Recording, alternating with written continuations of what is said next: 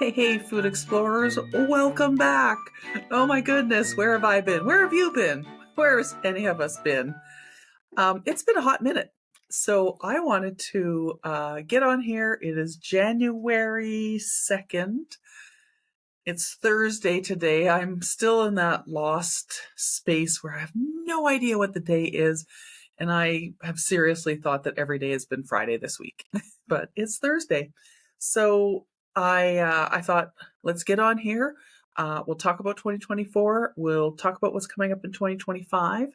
And then if you guys have questions or things that you guys want to ask me, we can start a conversation in the comments. So if you're new here, welcome.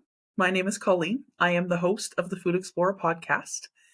And a kind of a crazy thing, as I was looking through the podcast and what we accomplished last year and everything outside of the podcast, so outside of the audio and the video, Substack, and just all that other stuff, I was kind of excited about everything that I've accomplished there, which is very funny because my partner in everything, Jason, and I were chatting the other day, and he's like, 2024 was awesome. And I looked at him, I was like, was it? Was it really? I don't feel like it was. I feel like 2024 was basically 2023, and I had to do the year over again with more chaos and less, I don't know, overall satisfaction. 2023 was weird. 2024 ended up being weird. So we'll talk about that in a second. Let's talk about the accomplishments first, because let's start off on a positive note, shall we? So all of the sort of everything with the Food Explorer kind of started in August 2023. So we've done a full calendar year, plus a little bit more. And in that time, I'm very excited to say, I have my notes here. We actually, on the podcast platform, so the audio only, because some of the things that we do, we don't put on the podcast platform, so Apple Podcasts, Spotify, Pocket Casts, all that, just because they're more visual and they just don't make sense if I'm showing you a bunch of stuff to have it audio. So we did 43 episodes total for our audio, and that's pretty exciting. What's really cool, though, is we have 15 countries that have been listening to the podcast. Now, some of the countries that show up on the list, yeah, it's only a couple people. I'll take it. A couple people listening to me in Taiwan. Hi, Taiwan. Happy to have you here. We've had about 600 downloads total for all those episodes. So stats-wise, not great. But one of the things that we need for all of everything that we're doing is we just need more people to subscribe. And so subscribing is free for the podcast, for the YouTube, all of that's free. You just have to click subscribe, and it's just a way to help people find us. It's hard for new podcasts to get found, but even today I was going through my emails, and Slow Food International was like, oh, we've just launched this collaborative podcast with another company. And even typing in the exact title of that podcast, it didn't come up in the list. So having people subscribe helps you get found. So, hey, subscribe. The YouTube. So we started the YouTube channel right about the same time. We actually have 86 videos total. So that's the episodes that are audio only episodes on the podcast platform that we've done the video for. And then that's also the other recipe videos and the videos that are shorts and all of that. So 86 videos. That's a lot of videos. And the bulk of what we've done really was this sort of last, I'd say 8 to 10 months. Is where the bulk of that came. We started in August 2023. We did a couple of things, but then it was more starting October and forward. So that's kind of exciting. We have 185 subscribers on there. It's really easy on YouTube to see how many people have subscribed, whereas on our audio podcast platforms, I've got no idea really. It's Apple Podcast Dashboards for Creators is not super helpful just because we don't have enough stats because, again, we don't have enough subscribers. So I have no idea how many have actually subscribed to the audio. We have just under 40,000 views on our YouTube. And the funniest thing is 7,000 of those views are from one video. And that was the Brian Johnson Nutty Pudding video that I did. And yeah, it's got like 7,000 views now, which is insane to me. I need to do an update video though, because Brian Johnson, as he is wont to do, has changed his protocol gain. So if you don't know who Brian Johnson is, he's this super fascinating dude on YouTube. And his whole thing is don't die. And he has all these recipes that he puts up online for his nutty pudding. He's got this vegetable dish, and it's like this superfood veggie dish. But he's changed his protocol game because he's a bazillionaire. So he came up with all of the ingredients for the foods that he eats, but basically in like supplement powdered packaged form. So you as a regular human could buy it and make it at home. So I'm going to have to go back and see like what the heck he's got on his blueprint, which is all free that he has online. But there's a Netflix production that's just come out with him, which is kind of funny. So I'll have to go and watch that. He's just this fascinating guy. He does the craziest stuff to try and not die. And so we love that. Substack. We started Substack, and Jason and I do that together, and that has been super duper fun. We have 28 published articles, and again, for that one, we can actually see our subscribers. We have 950-ish, just above 950 subscribers, and we have about a handful of people that are paid subscribers. Thank you kindly. We appreciate you very much, helping to support us doing all of these things. I think a lot of times people think, oh, I'll just become a YouTuber and I'll be rich and famous. No, you won't. It's going to take you forever to like build your audience unless you're some kind of crazy phenom that can get it done really fast. But for the rest of us humans, it takes time. So having those people that do pay to subscribe to our Substack is pretty exciting. And we will have a lot more articles this year that will be partially free, and then the rest is behind the paywall, just to kind of encourage more people to hop on to that platform, which for me, I love the platform. It's a platform for creatives in sort of any industry line of work.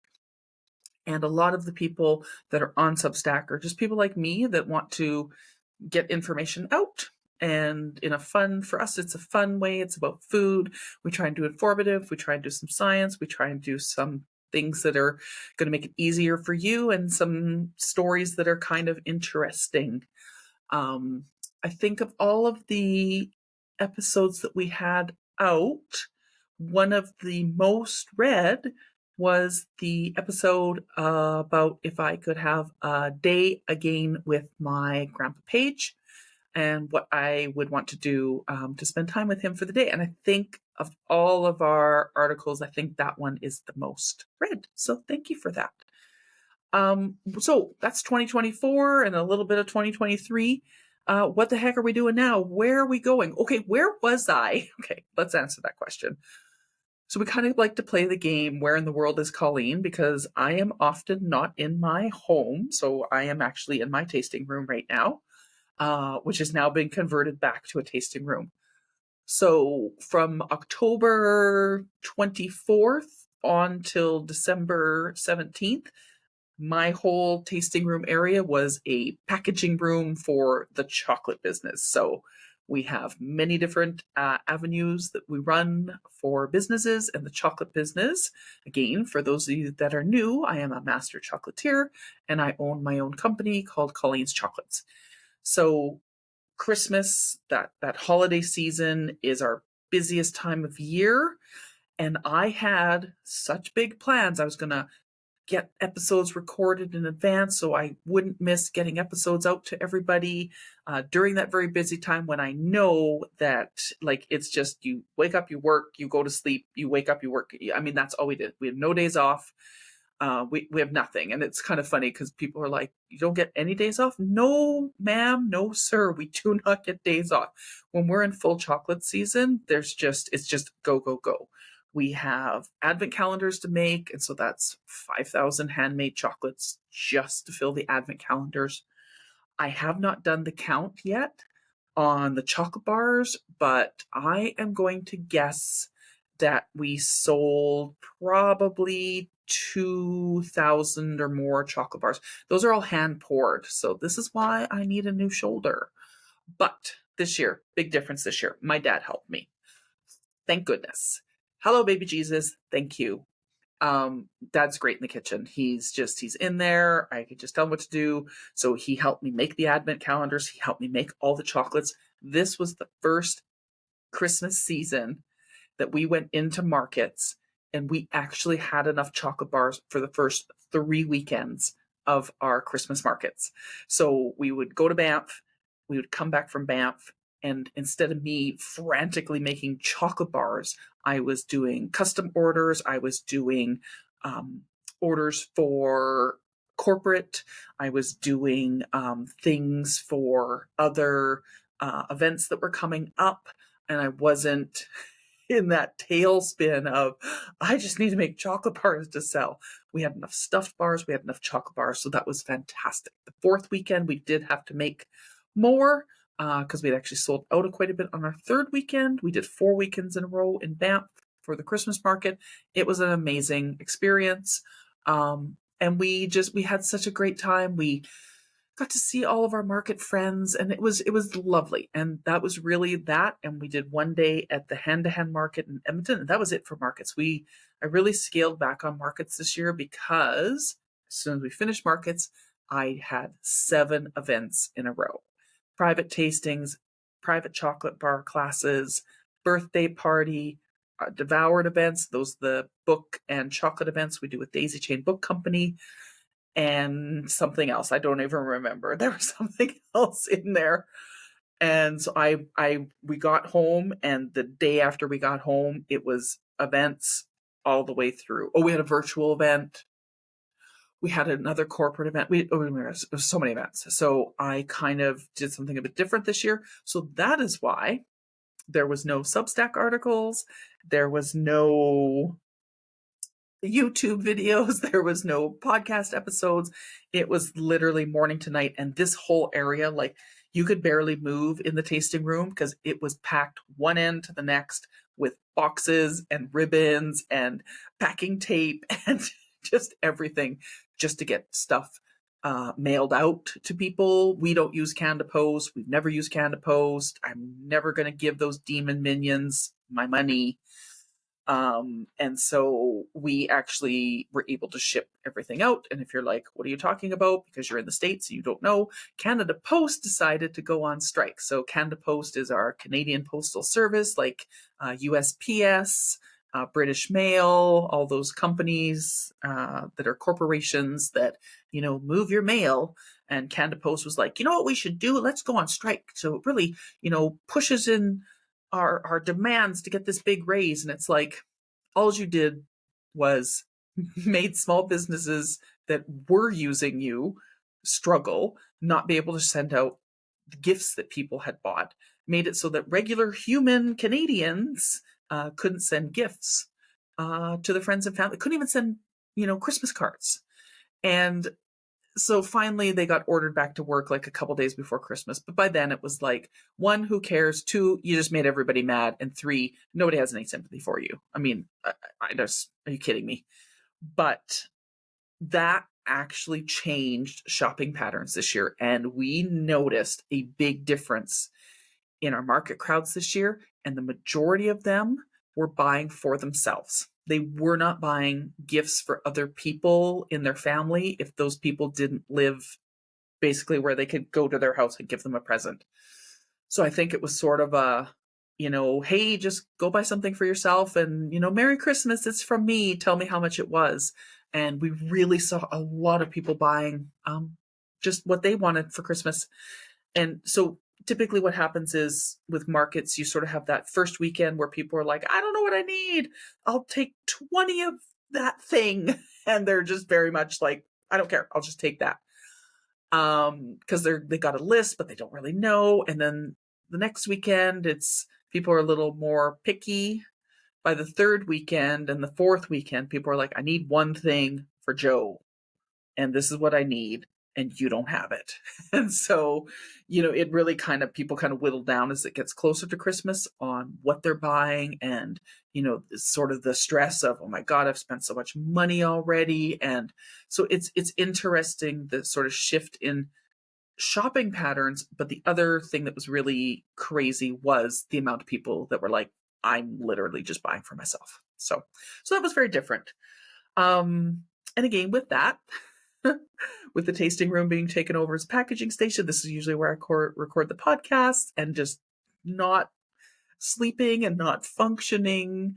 But I did better this year. Usually I would work, 20, like 20 hours a day, get a couple hours of sleep and be up again. But with Dad helping, we were just able to get so much done every day. And then it's also that, then Jason's packaging everything. And then Dad and I did a little bit of packaging, and then having my mom and dad come and help with like the advent calendars. Jason's sister, Jillian, she's always so fantastic for coming to help. And so just having those people that could kind of zip in, do a couple hours and back out again, and what a difference it makes. Like, really, truly. I think sometimes people think, well, I only help for a couple hours. Does that really help you? But that couple hours means that I'm not now spending that extra couple hours at the end of my day to get stuff done. So what else? Huge thanks as always to Jim and Grace and Cam Moore for hosting us. Oh, big hearts. Gosh, we love you guys so much.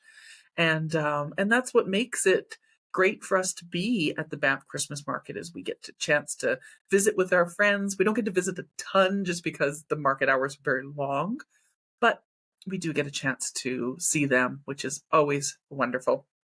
And we try and see other people if we can, but usually it's like, come to the market and see us, because we just don't have any time. What else was new for last year? I started on some projects for the podcast that I did not get finished. And again, most of that was just timing.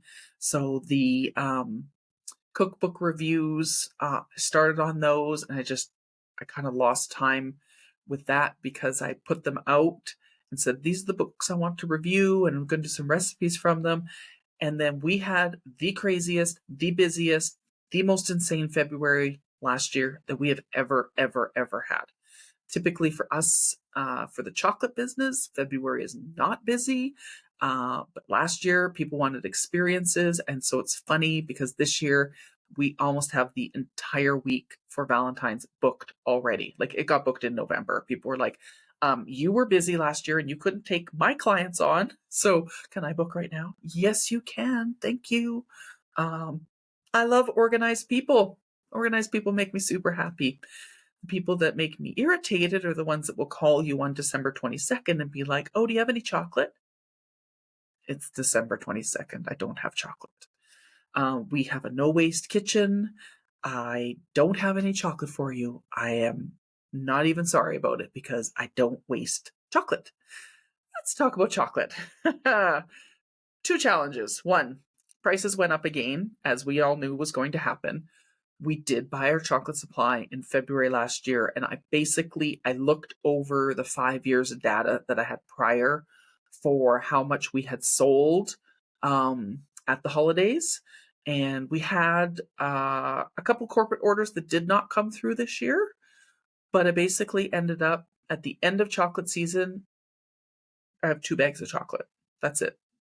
We used everything. The white chocolate, the caramelized chocolate, the milk chocolate, it's gone. I have 2 bags of dark chocolate left. The company that we were buying from, a wholesaler that we really liked, has been purchased by another company. We'll see how that goes. I have not had good success with the other company. They're a big company. They don't care about you. You're small potatoes to them. So, but the prices of chocolate did go up again dramatically. Our dark chocolate went up. It's now up 50%. and our white chocolate doubled in price. Oreo cookie crumbs are no longer available anywhere. Oreo, if you're listening, what is wrong with you? Why are you so crazy? You're still making Oreo cookies. Just make the damn chocolate crumbs. I don't understand. I don't understand. So whatever. You've done your damage. You've made me unhappy. I don't know what I'm gonna do with chocolate business next year. I'm kind of up in the air. Events will definitely keep happening because the events are super awesome. And with the events, I know exactly how much chocolate I need. And so it's really easy. Hand-to-hand market, we love it. It's the only market that we've been doing in Edmonton lately. Probably we'll keep doing that because we get to go see our friends and it's super fun and we love it. So I'm thinking that, and I don't know what else. I don't know what we're going to do. I really don't. There's only so much that you can do to try and have other products and kind of work around this crazy price increase. And I did ask the wholesaler, I think in October, I got a hold of them and I said, when do you think the chocolate, the prices will come down? And she just was like, we bought all of this stock at the highest price. So until we sell the stock, she's like, the price isn't coming down and more than likely it's not going to come down even once we sell this stock. So even if prices were lower, it doesn't sound like they're going to lower the prices. So that sucks. So Food Explorer needs to do more. Food Explorer needs to become an actual stream of income. So we'll work on that. What else for 2025? Okay, so the cookbook project that I started, it kind of blew up because of February last year. But also we were weirdly busy. Like we had no sales at Mother's Day for chocolate, but we had chocolate experiences. So again, February, we didn't have chocolate sales, but we had experience. We had a lot of experience. I think we did 13 experiences, tastings, like all in a row. It was total insanity. At one point, I think I mailed 110 tasting kits out. Mother's Day, we didn't sell anything, but we had experiences. May the 4th was great. We started doing chocolate making on the road, and we did 3 events this year on the road. One in Red Deer, one in Sherwood Park, and one in Edmonton. And it was fantastic. There was challenges, but challenges in a way for me that makes my brain go, okay, do that better next time. I did spill quite a bit of chocolate at one place. I had a little slip on the ice. That was unpleasant for me. Lost a couple kilos of chocolate, also unpleasant for me. And, but yeah, just planning up for next year or this year, how I want to create those experiences. Some of the things I need to do, just little tweaks to make it go a bit smoother. But I mean, people doing the events were super happy with the event and it was great. I have to giggle because I did the Halloween lollipops with my niece. And I had asked people in advance, like, is anybody interested? Anybody want to do this? 0 crickets. Chirp, chirp. But then as soon as I posted the pictures, then it's like, oh, wait a second. What was that? I'm like, dude, it's done. But my other niece, Rayleigh, did get her Christmas birthday party. So her theme was A Nightmare Before Christmas. So her and her little 5-year-old friends had such a fun time. So that was really cool. The Super Taster project that I was starting, the reason I did not get to do more work on it, 1, I was starting it in September. 2, I started pricing out the things that I would need to buy. Again, the podcast can't be a money pit for all my fun projects and just spending money. So I'm going to rethink how I want to do that. I do want to keep trying to do that Super Taster training because I think it would be really fun, but I need to find a more cost-effective way to do it because the way that I was going to do it with like getting the essential oils and doing the memory training and all that kind of stuff, great, but it was going to cost a bit more than I actually wanted to spend on it. So if the podcast was like raking in the money like Mr. Beast, it would be fine, but we are not. So we're gonna reevaluate that. For interviews this year, I had to actually put off some interviews that I wanted to do last year to this year, so we do still have some really cool guests coming up. And Substack, we're gonna get some Substack done. I started writing an article and it started to become very snippy and ranty. So I don't know if we'll do that article, but it was kind of sometimes at markets, you will get vendors that will say things like, "Oh, you sell food, must be nice. You just sell out of everything."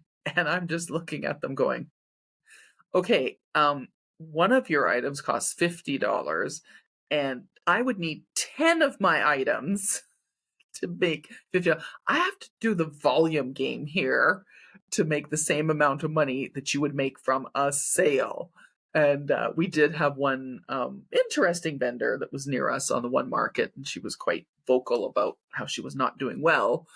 And then she was telling us how much money she had made that day. And I was kind of looking at her like, "You've had like 3 sales today and you've already made more money than me, and I have been hustling all day, and I've literally had 60, 70 sales, and I've still made less money than you."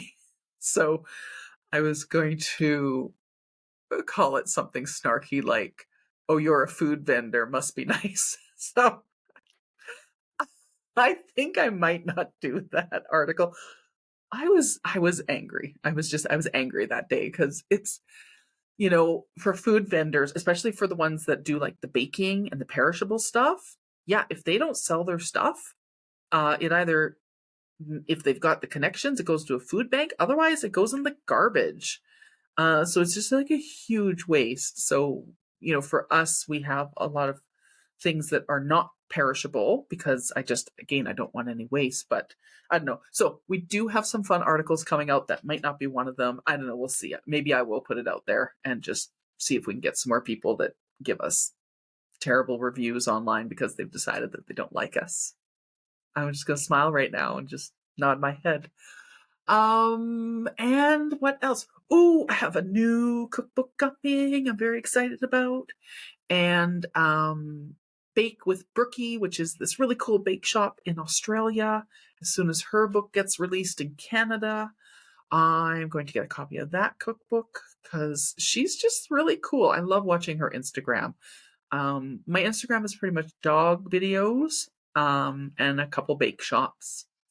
And that's my Instagram. So what are we doing for January? So January, we're going to kind of get the year organized. I've got a whole bunch of things that I want to get done with regards to the Food Explorer. So I am going to try, this is the goal for the year, to set myself up so that once we hit October this year, I have episodes banked, I have articles banked, and then I can get those out in that time where there's just no way that I can actually produce content. So kind of, looking forward and getting all that organized. So we'll see what we do.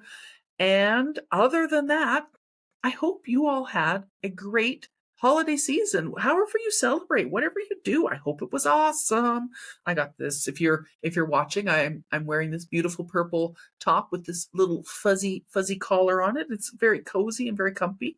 I'm all about just cozy right now. I'm reading books. I am relaxing. I am trying to come down from the stress of the holiday season. But I mean, I said to Jason the other day, this was the least crazy that I've ever been for a holiday season. Usually holiday season, I am super duper crazy. And Jason and I joke, that one of us is going to quit partway through the season. Usually it's him. But so we were joking this year, our list of demands. And so then on the last day of work, he's like, "Oh, I've got to find a reason to quit. It's the last day." And I'm like, don't worry about it. You're fine. I'm looking forward to some travel this year. I might have something cool that I'm doing in the summer. I'm not going to say it yet because I don't want to jinx it. Let's just say if it happens, I'm going to be really excited. And you're going to be excited because I'm going to take a bunch of video of what I'm doing. So we'll see about that. And yeah, I've got some travel coming up. and book retreat planning to do. I'm doing another book retreat with the gals. This time it's more than just me and Janice, my bestie, my bookie bestie. We got a couple other ladies that are going to come, and lots of articles. And I told Jason the other day, I have this huge article that I have put together. I actually have 3 huge, like they could be books articles.